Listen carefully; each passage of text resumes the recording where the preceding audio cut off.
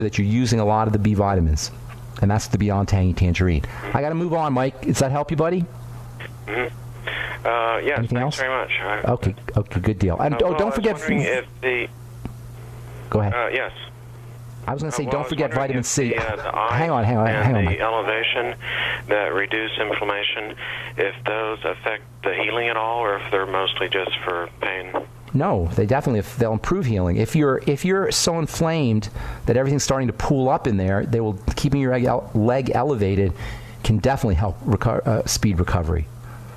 Rice. I didn't know that. I didn't know that before. Yes, the absolutely. The doctors here said something different, that it was only for that ice and elevation was more for acute pain than for actual. Well, they don't understand how the body. No, absolutely not. The inflammation will slow down the healing process. Okay, long-term inflammation, which is why you want to do all your anti-inflammatory strategies. The body will stay inflamed, you're not going to heal. So keeping your leg up, ice, all of that will definitely help with the pain, but also the inflammation. And the pain comes from the inflammation. That's what pain is. It's a sign of inflammation. Okay, I got to move, Mike. Thank you so much. Take care, buddy. All right, Dave in Connecticut. Welcome to the bright side. What's up? Hey, Ben. How are you? Doing good. Good. Glad to hear. I know we talked about a couple of times about the MTHFR and the whole gene mutation. But here's my question is, I noticed that when I do take methylated folate instead of folic acid, you feel better. I do feel more energized. Okay. So my question is, because I know most, or should I say 90% of the products that Longevity has only uses folic acid. Yeah, most supplements. Go ahead. Yeah, is it okay to supplement with methylfolate as well? Heck yes. Even better, just do your veggies. Do lots of veggies. I do. Yeah. There you go. Yeah, if you want to supplement with methylfolate, and if you have that MTHFR deficiency, it's possible. There are degrees of this, as I think I told you last time we spoke. Yeah. There's degrees of this deficiency. There's the full-blown deficiency, which happens incredibly rarely, and then most people have a degree of it. I would say more people have a degree of it than don't, from what I've read. But in any case, you can have it a mild case of it. Can be mild. It can be more significant. If you notice you feel better, then by all means, that's what you want to do. Most people don't notice that much of a difference. But if you notice you feel better, absolutely, you want to do the methylated form. Yeah, because I didn't know if that's a folic acid in the methylated form, if they would, kind of bump heads or whatever. No, they don't bump heads. The thing about folic acid is if you have that deficiency, you don't activate your folic acid. You don't get the benefits of the folic acid. And without the benefits of the folic acid, there's all kinds of biochemical chaos that can ensue.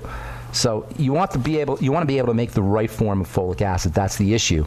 And so if you're taking folic acid and you can't convert it or activate it, and you take the activated form, it's not going to affect the stuff you're taking. They're not going to interact with each other. All right. And then I guess my last question would be, is taking supplements with folic acid, would the methylated form of folate help break that down? Because I did have, when I did blood work, my folic acid levels were through the roof. Oh, I see what you're saying. Yes, the methylated folic acid can conceivably contribute a methyl, I suppose, to the folic acid, but to bypass the problem you're not activating. If you're not activating, it's kind of confusing actually. But if you're not activating, if you have that deficiency, and you can't activate folic acid, you're going to have a problem with methyls. So if you take methylfolate, that can help you prevent some of the problems because you're getting methyl. The key word here is methyl, which is a really interesting chemical or molecule, as simple as it is. It's the simplest molecule there is, CH3. It's just two things. It's a carbon it's really cool, actually. Think of a C in the middle and think of 4 lines going to each one, or 3 lines going to each one, pointing to the carbon. It's called CH3, carbon, 3 hydrogen. Simple. But it's super important because it turns on DNA. It affects genetics, among other things. It affects a lot of things, but it affects genetics, among other things. So you need to have those methyls. That's why SAMe can be so helpful. Have you ever heard of a supplement called SAMe? Yeah. That's how SAMe works. It contributes methyls. The ME is part of the whole methyl thing. think it's S-adenosylmethionine, so it's actually the amino acid methionine. It gets kind of complicated, but the whole point that you're making, to address your point, is no, it's not going to interact with each other. I wouldn't worry about it. And yes, your methylfolate I can see how that would happen, how it could help lower folic acid and give you more energy. Okay. Okay? Thanks so much for your call. Yeah. Appreciate it. Thank you. All right. Okay. We don't have any more calls, and we got about a minute left, so I just want to say a couple more things here about this whole idea of mitochondria, which I find incredibly fascinating. You know, if you ever watch that show, if you ever watch police shows and investigator shows, you'll see them talking about mitochondrial DNA. This whole mitochondria thing actually has forensic applications because you have so many darn mitochondria. You've got hundreds, sometimes thousands of mitochondria, and they all have their own DNA. Or all the mitochondria have a DNA that's distinct from our DNA. And so they can actually use mitochondrial DNA if there's only tiny amounts of blood or tiny amounts of biological substance, because there's so many darn mitochondria and there's so much mitochondrial DNA. You're going to hear more and more about mitochondrial supplements and mitochondrial nutrition, and because now a lot of chemists think, a lot of biologists think that the reason we age is because of the mitochondria, because the mitochondria start to break down. They call it the mitochondrial theory of aging. And there's all kinds of supplements getting ready. They're already out, actually, but you're going to see a whole wave of them. You're going to see it on commercials. You're going to see it on TV. Mitochondrial supplements, support mitochondria. You even see skincare products that will do it. Well, guess what?